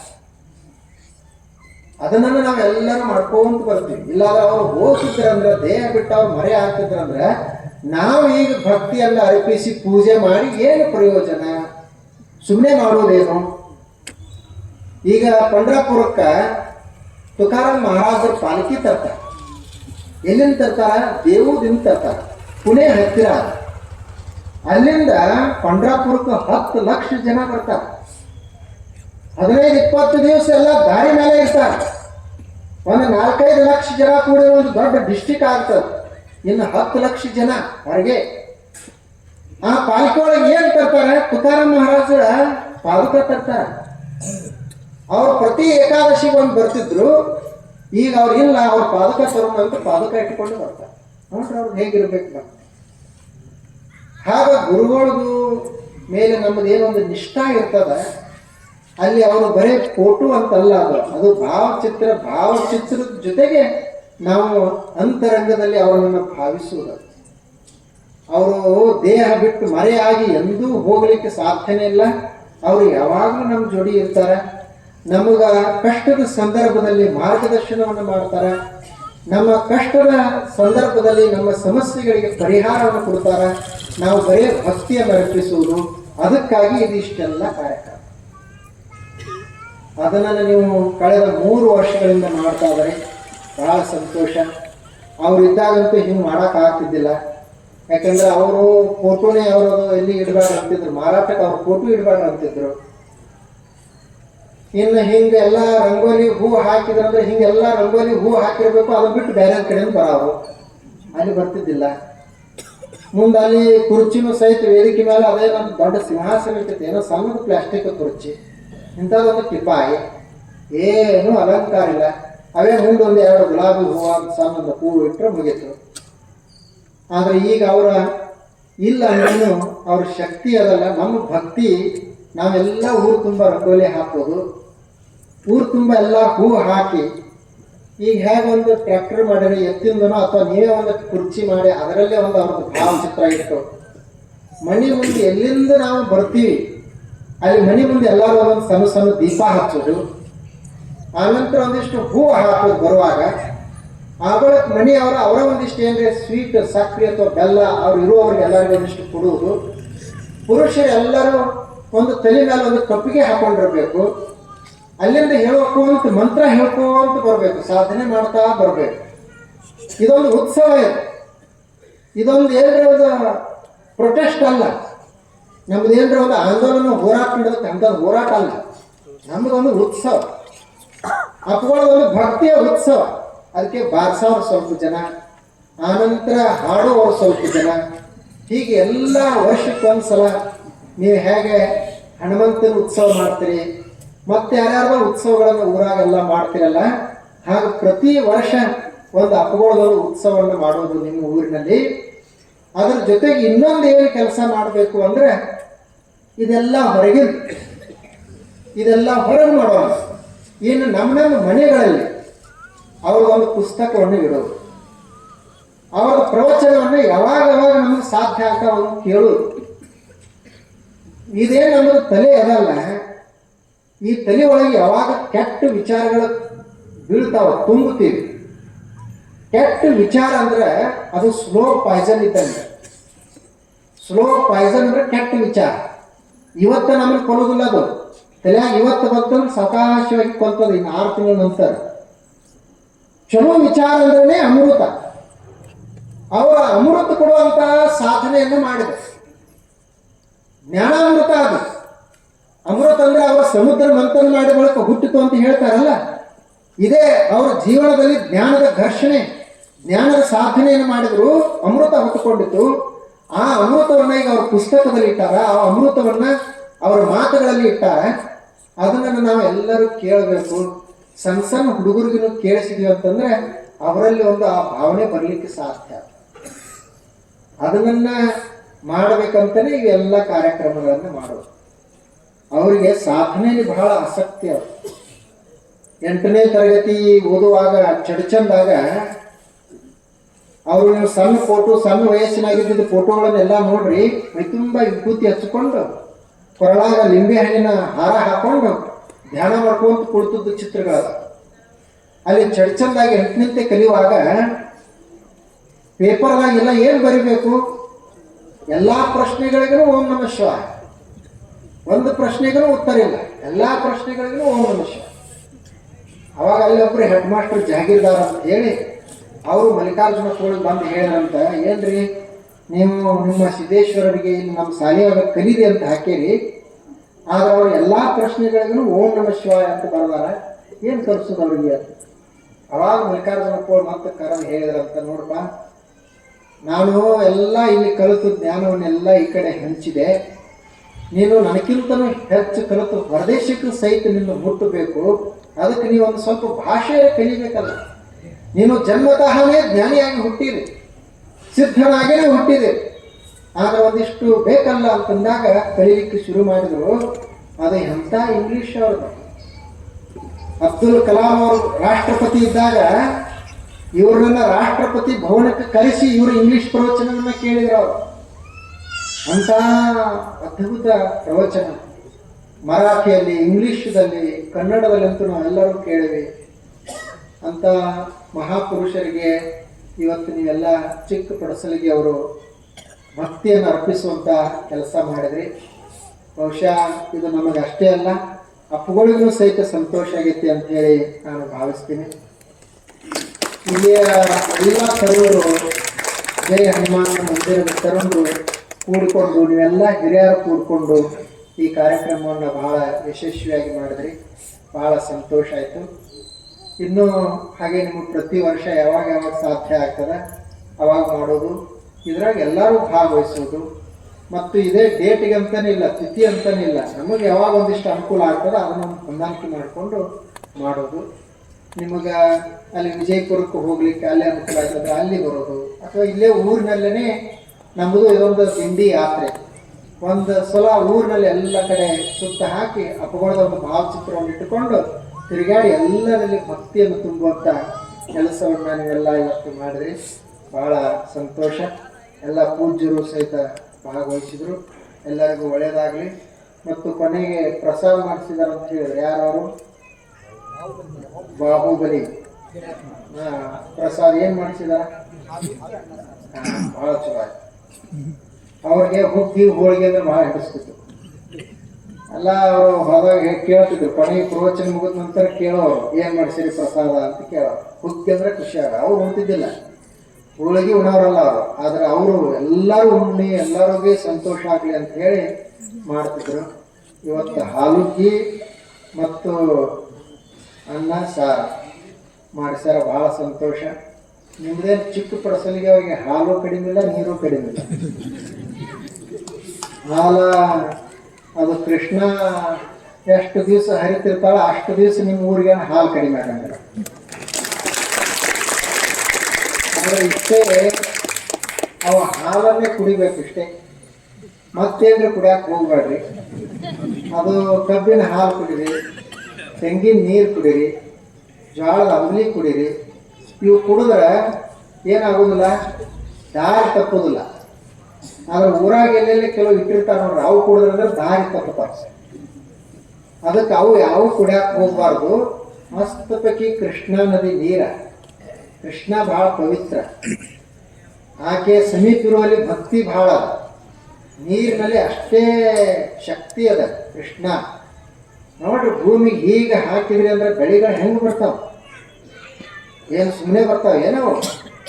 ನಿಮಗದು ಈಗ ನೀರಿನ ಮಹತ್ವ ಗೊತ್ತಾಗೋದ್ರೆ ನಮ್ಮ ಕಡೆ ಬರ್ರಿ, ಆ ಕಡೆ ಜತ್ತ ತಾಲೂಕಕ್ಕೆ ಗೊತ್ತಾಗ್ತದೆ. ಹಿಂಗೆ ಎಲ್ಲಿ ತನ ನೋಡ್ತೀರಿ ಅಲ್ಲಿ ತನ ಬರೀ ಬಟಾ ಬೈಲು ಕಾಣ್ತದೆ. ಒಂದು ಗಿಡ ನೋಡಿದ್ರೆ ಏನಪ್ಪ ಇದು ಗಿಡ ಹಿಂಗ್ಯಾಕಾಗೈತಿ ಅಂತ ಅನಿಸ್ತದೆ. ಆದರೆ ನಿಮ್ಮಲ್ಲಿ ಭೂಮಿ ತಾಯಿ ಗುಡಿ ತುಂಬಿಕೊಂಡು ಸಮೃದ್ಧಳಾಗಿ ನಿಂತಾಳೆ. ಅದಕ್ಕೆ ಕಾರಣ ಏನಂದ್ರೆ ಕೃಷ್ಣ. ಬೆಳಗ್ಗೆ ಎದ್ದ ತಕ್ಷಣ ಕೃಷ್ಣನ ಕಡೆ ನೋಡಿ, ಕೃಷ್ಣನ ಕಡೆ ನೋಡಿ ನಮಸ್ಕಾರ ಮಾಡೋದು. ನಿನ್ನಿಂದ ನಮ್ಮ ಮುಖದ ಮೇಲೆ ಕಳೆಯದ ಸಂತೋಷದ, ನಿನಗಿರುವಂಥ ಗೌರವ ಸನ್ಮಾನ ಇನ್ನು ಯಾವಕ್ಕೂ ನಾವು ಕೊಡುದಿಲ್ಲ ಅಂತ ಅನ್ಬೇಕು. ಅದು ನೀರಿನ ಕಿಮ್ಮತ್ತು ಕಡಿಮೆ ಆಗೈತಿ, ಬಾಟ್ಲಿ ಕಿಮ್ಮತ್ತನೇ ಹೆಚ್ಚಾಗೈತಿ. ಯಾವುದು ನಮ್ಮ ಮನಿ ಶ್ರೀಮಂತಗೊಳಿಸೈತಿ, ನಮ್ಮ ಹೊಲ ಸಮೃದ್ಧಿಗೊಳಿಸ್ಯದ, ನಮ್ಮ ಜೀವನ ಯಾವುದ್ರ ಮೇಲೆ ನಿಂತದ ಅಂತ ಕೃಷ್ಣಾಗನೇ ಬೆಲೆ ಇಲ್ಲ. ಇನ್ನು ಯಾವುದು ಮನಿ ಹೊಡಿತದ, ನಮ್ಮ ಆರೋಗ್ಯವನ್ನು ಕೆಡಿಸ್ತದ, ನಮ್ಮ ಮಣಿತನದ ಗೌರವ ಎಲ್ಲ ಹಾಳು ಮಾಡ್ತೈತಿ ಅಂತ ಬಾಟ್ಲಿ ಕಿಮ್ಮತ್ತು ಹೆಚ್ಚಾಗಿ. ಅದಕ್ಕೆ ಯಾಕೆ ಕೃಷ್ಣ ಅವಾಗೊಮ್ಮೆ ಸಿಟ್ಟಿಗೆ ಬಂದು ಒಣಗಿಸ್ಬಿಡ್ತಾನೆ ಎಲ್ಲ. ಇವ್ರಿಗೆ ಗೊತ್ತಾಗಿದೆ. ಅದಕ್ಕೆ ನೀವು ಚಿಕ್ಕ ಪಡಸಲಿಗೆ ಅವರು ನಾನು ಕೇಳಿದೆ, ಭಾಳ ಚಲೋ ಪ್ರಸಾದ, ಭಾಳ ಚಲೋ ಉತ್ಸವಗಳನ್ನು ಮಾಡ್ತೀರಿ ಮತ್ತು ತಾಲೀಮ್ ಮಾಡೋರು ಅದಾರ ಅಂತ ಕೇಳಿದೆ. ನಿಮ್ಮ ಊರಾಗ ಕುಸ್ತಿ ಆಡೋರು ಇರಬೇಕು, ಮಸ್ತ್ ಪೈಕಿ ಆರೋಗ್ಯವಂತರಿರೋರು ಇರಬೇಕು. ಊರಾಗ ಎಷ್ಟು ಜನ BP ಇದ್ದವ್ರು ಅದಾರ, ಊರಾಗ ಎಷ್ಟು ಜನ ಶುಗರ್ ಇದ್ದವ್ರು ಅದಾರ ಅಂತ ಹಿಂಗೆ ಲಿಸ್ಟ್ ಮಾಡೋದಲ್ಲ. ಅದು ಚಿಕ್ಕ ಪಡಸಲಿಗೊಳಗೆ ಶುಗರ BP ಇಂಥವು ಯಾವ ದೊಡ್ಡ ರೋಗ ಬರ್ಬೇಕಾದ್ರೆ ಪರ್ಮಿಷನ್ ತೊಗೊಂಡು ಬರ್ಬೇಕು. ಮೊದಲು ಊರಾಗ ಬರ್ಮೇನ. ಈಗ ಹನುಮಂತನ ಗುಡಿ ಅದಲ್ಲ, ನಿಮ್ಮ ಊರಾಗ ಏನಿದು ಯಾವ ಕಡೆ ಮುಖ ಮಾಡಿ ಐತಿ? ದಕ್ಷಿಣಕ್ಕ? ಈ ಕಡೆ ಅಲ್ಲ, ಇದು ಪೂರ್ವ. ಇದು ಪೂರ್ವ. ನಮಗೆ ಕನ್ಫ್ಯೂಸ್ ಆಗ್ಯಾವ. ಇದು ಪೂರ್ವ, ಪಶ್ಚಿಮ, ಆನಂತರ ಅದು ನೋಡ್ರಿ ಹನುಮಂತನ ಗುಡಿ ಇರ್ತದಲ್ಲ, ಊರು ಹೊರಗಡೆ ಮಾಡ್ತಾರೆ.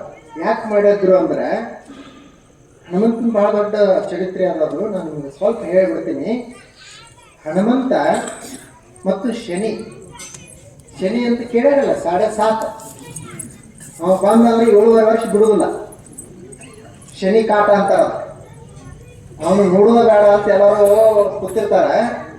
ಆ ಶನಿ ನಾನು ಯಾರನ್ನೂ ಬಿಟ್ಟಿಲ್ಲ ಜಗತ್ತಿನಾಗ, ಬ್ರಹ್ಮನ ಕಾಡೇನಿ, ವಿಷ್ಣುನ ಕಾಡೇನಿ, ಶಿವನ ಕಾಡೇನಿ, ನಿನ್ನೂ ಬಿಡುದಿಲ್ಲ ಅಂತ ಹನುಮಂತನ ಹತ್ತಿರ ಬಂದ. ಇವನಿಗೆ ಕಾಡಾಕ್ ಶುರು ಮಾಡ. ಇವು ಬಹಳ ಸಶಕ್ತಿ ಇದ್ದ ಹನುಮಂತ. ಶನಿಗೆ ಸೋಲಿಲ್ಲ, ಹನುಮಂತ ಗೆದ್ದ. ಆನಂತರ ಇನ್ನೇನು ಶನಿ ಸಾಯುವಿದ್ದ. ಶನಿ ಏನಂತ ಕೇಳ್ಕೊಂಡ ಅಂದ್ರೆ ನಾನು ತಪ್ಪಾಯ್ತಪ್ಪ ಮಾರುತಿ, ಇದೊಂದು ಸಲ ಬಿಟ್ಟು ಬಿಡು, ನನಗ ಇನ್ನು ಎಂದೂ ನನಗೆ ಕಾಡುವುದಿಲ್ಲ ಅಂತಂದ. ಅವಾಗ ಹನುಮಂತ ಹೇಳಿದಂತ, ಹಂಗಾದ್ರೆ ಒಂದು ಕೆಲಸ ಮಾಡ್ಬೇಕು, ನೀ ನನಗೇನೋ ಕಾಡಿದ ಸರಿ, ನಾ ಯಾವ ಊರು ಬಾಗಲಾಗ ಅಗಸ್ಯಾಗ ಇರ್ತೀನಿ ಆ ಊರಾಗ ನೀವು ಒಳಗೆ ಹೋಗೋದಾಗ್ತದೆ, ನನ್ನ ಕೇಳ್ಕೊಂಡ ಒಳಗೆ ಹೋಗ್ಬೇಕು. ಅವನು ಶನಿ ಮೊದಲು ಬಂದ ಹನುಮಂತಗೆ ಕೇಳ್ತಾನ ಯಾರ ಮನೆಗೆ ಹೋಗ್ಲಿ ಅಂತ. ಊರಾಗ ಯಾರು ಹೆಂಗದಾರ ಅಂತ ಹನುಮಂತ ಗೊತ್ತಿರ್ತಾರ, ಇಂಥವ್ರ ಮನೆಗೆ ಹೋಗಂತ ಅವ್ನು ಹೇಳಿದ್ರು ಹೋಗ್ತಾನಿಲ್ಲ, ಹೋಗುದ್ರು ತಿಳಿತಲ್ಲ. ಅದು ಅದಕ್ಕೆ ಅಗಸಿ ಬಾಗಿಲು ಮಾಡ್ಯಾರ. ಮತ್ತು ನೋಡ್ರಿ ಹನುಮಂತಗ ಎಲ್ಲರೂ ಉಪ್ಪು ಕೊಡ್ತಾರ. ಅವನು ಪೈಲ್ವಾನ್ ಮನುಷ್ಯ, ಕುಸ್ತಿ ಆಡುವ ಶಕ್ತಿವಂತ. ಬಾಳೆಹಣ್ಣು ಕೊಡ್ಬೇಕಾಗಿತ್ತು, ಹುಗ್ಗಿ ಕೊಡ್ಬೋದು, ಹೋಳಿಗೆ ಕೊಡ್ಬೋದಾಗಿತ್ತು. ಏನು ಕೊಡ್ತಾರ? ಉಪ್ಪ. ಆ ಒಂದು ದಿವಸ ಹನುಮಂತ ಎಲ್ಲರೂ ಊರನವ್ರು ಬರ್ರಿ ಅಂತ ಕೇಳ್ದ. ಏನ್ ಮಾಡ್ಕೊಂಡು ಬರೋದು ಅಂದ್ರೆ ಅವ್ರು ಹುಗ್ಗಿ ಮಾಡ್ಕೊಂಡು ಬರ್ರಿ ಅಂದ. ಬಂದ್ರು ಕೆಲವರು, ಇನ್ನೂ ಕೆಲವರು ಬರಲಿಲ್ಲ. ಅವಾಗ ಇವ್ ಕೇಳ್ದೆ ಯಾಕೆ ಬಂದಿಲ್ಲ ಅವರು ಅಂತ. ಅವ್ರ ಮನೆಗೆ ಹೋಗಿಲ್ಲ, ಹುಗ್ಗಿ ಅದಕ್ಕೆ ಮಾಡಿಲ್ಲ, ಬರೋದಾಗಿಲ್ಲ ಅಂದ್ರ. ಆನಂತರ ಹೋಳಿಗೆ ಮಾಡ್ಕೊಂಡು ಬರ್ರಿ ಅಂತಂದ. ಅವಾಗೂ ಎಲ್ಲರೂ ಬರಲಿಲ್ಲ. ಯಾಕೆ ಬರಲಿಲ್ಲ ಅಂತ ಕೇಳಿದ. ಬ್ಯಾಳ ಇರ್ಲಿಲ್ಲ, ಅದಕ್ಕೆ ಮಾಡ್ಕೊಂಡು ಬರಲಿಲ್ಲ ಅಂತಂದ್ರು ಅವ್ರು. ಹಿಂಗ ಎಲ್ಲ ಪದಾರ್ಥ ಹೇಳಿದ, ಹಣ್ಣು ಹೇಳಿದ, ಜ್ವಾಳ ಹೇಳಿದ, ಎಲ್ಲ ಹೇಳಿದ. ಎಲ್ಲರೂ ಬರಕ್ಕೆ ತಯಾರ ಇಲ್ಲ. ಅವನಿಗೆ ಎಲ್ಲರೂ ಬರ್ಬೇಕಾಗಿತ್ತು ಹನುಮಂತನ ಗುಡಿಗೆ. ಅದಕ್ಕೆ ಕೊನೆಗೆ ಹೇಳಿದ, ನಿಮ್ಮ ಮನ್ಯಾಗಿನ ಉಪ್ಪು ತೊಗೊಂಡು ಬರೋ, ನನಗೇನು ಬೇರೆ ಬೇಡ. ಅವಾಗ ಎಲ್ಲರೂ ಉಪ್ಪು ತೊಗೊಂಡು ಬಂದ್ರು. ಇದ್ರ ಅರ್ಥ ಬರೀ ಉಪ್ಪ ಕೊಡ್ಬೇಕಂತಲ್ಲ ಅವನಿಗೆ. ಹೋಳಿಗಿದ್ರೆ ಹೋಳಿಗೆ ಕೊಡುನು, ಹುಗ್ಗಿದ್ರೆ ಹುಗ್ಗಿ ಕೊಡುನು. ಆದ್ರೆ ನಮ್ಮ ಮನ್ಯಾಗ ಏನೂ ಇಲ್ಲ ಅಂತ ತಿಳ್ಕೊಳ್ಳೋಣ. ಹಾಲಿಲ್ಲ, ತುಪ್ಪಿಲ್ಲ, ಬೆನ್ನಿಲ್ಲ, ಮೊಸರಿಲ್ಲ, ಏನೂ ಇಲ್ಲಪ್ಪ ಅವನಿಗೆ ಕೊಡಾಕಂದ್ರೆ ಉಪ್ಪು ಇರ್ಲಾರ್ದಂತ ಮನಿ ಯಾವ್ದೈತಿ. ಕೊನೆಗೆ ಉಪ್ಪು ತೊಗೊಂಡ್ರೆ ಹನುಮಂತನ ಗುಡಿಗೆ ಬರೋಬೇಡ, ಬರಲೇಬೇಕು ಅಂತ ಉಪ್ಪಿಟ್ಟ. ಅದಕ್ಕೆ ಹನುಮಂತ ಬಹಳ ಶಕ್ತಿವಂತ. ಅದು ನಿಮ್ಮ ಊರಿನ ಒಂದು ಪ್ರಮುಖ ದೇವಸ್ಥಾನ ಅದ. ಆ ದೇವಸ್ಥಾನದ ಎಲ್ಲ ಒಂದು ಯುವಕ ಬಳಗ ಇವತ್ತು ಕಾರ್ಯಕ್ರಮವನ್ನು ಮಾಡಿದ್ರಿ. ಅವ್ರಿಗೆಲ್ಲರಿಗೂ ಹನುಮಂತನ ಆಶೀರ್ವಾದ, ಹಕ್ಕುಗಳ ಆಶೀರ್ವಾದ ಆಗಲಿ ಅಂತೇಳಿ ನಾನು ಆಶಿಸ್ತೀನಿ. ಮತ್ತೊಮ್ಮೆ ಎಲ್ಲರಿಗೂ ನಮಸ್ಕಾರ.